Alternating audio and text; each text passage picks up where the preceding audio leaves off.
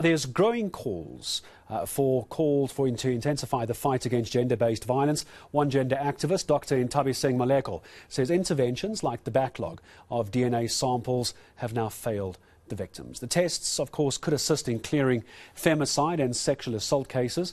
Well, let's get a sense then on why this is not working and how much of a difference it could and should be making. Dr.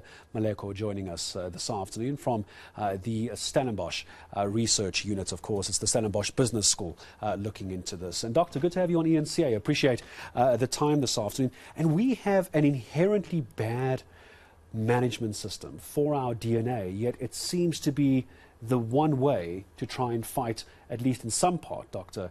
GBV in our country, but we can't seem to get it right. Absolutely. I think the first thing is accountability. I think we've had 2 summits in the last 5 years. So we recall that there was a summit in 2018. The president made certain commitments, and these were then fast-tracked into what we call the Emergency Response Action Plan.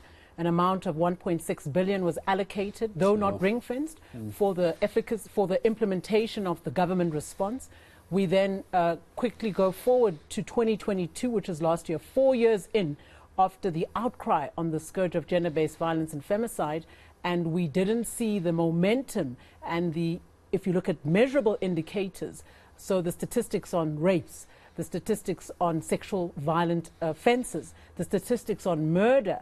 Just in the last quarter alone, we have over 10,500 rapes. Jeez. This is what the Minister of Police has announced. We have 13,000 sexual offenders and offences. We have more than 5,000 in terms of murders. And so you see the statistics are showing you that the kind of violence we are seeing in our society is actually worsening. And what is astounding is that the resolutions and the funding that is backing these recommendations by the state are yielding no fruit whatsoever.